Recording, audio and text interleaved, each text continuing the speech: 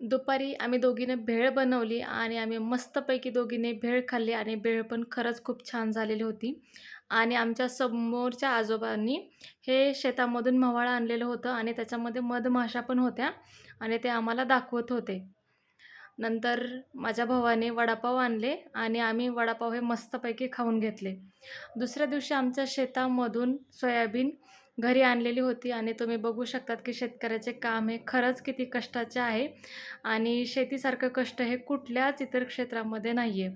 आणि हा माझा मुलगा सतत दिवाळीचे फटाके उडवण्यामध्ये बिझी होता. त्याला किती जरी सांगितलं की फटाके उडवू नको, तरी पण तो काही ऐकत नसे आणि फटाके उडवण्यामध्ये हा त्याचा दंगा मस्ती सुरूच असायचा.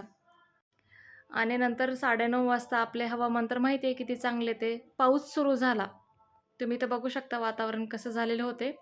आणि दुसऱ्या दिवशी माझी आजी आम्ही आमच्या टेरेसवरती जवस आणि बाकीचे काही तीळ वगैरे वाळू घातलेले होते. तर ते नीट करत होते आणि आमच्या गाईला वासरू झालेले होते. तर त्याचे जे आपले कच्चे दूध असते त्याच्यापासून आम्ही हे वड्या बनवलेल्या होत्या वाफेवरती आणि खरंच खूप छान झालेल्या होत्या. जर तुम्हाला याची रेसिपी हवी असेल तर मला कमेंट सेक्शनमध्ये सांगा. मी तुमच्यासोबत रेसिपी ही नक्की शेअर करेल.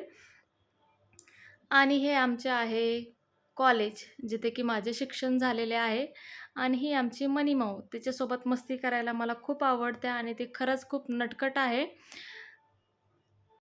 आणि तिला नेहमी अटेन्शन पाहिजे असते, की माझ्यासोबत खेळा, माझ्यासोबत दंगामस्ती करा. आम्ही जर काही काम करत असेल, तर ती आम्हाला काम करू देत नाही. आमच्या पायामध्ये येते, आमच्यासोबत खेळत बसते. अशी ही आमची मनी माऊ आहे.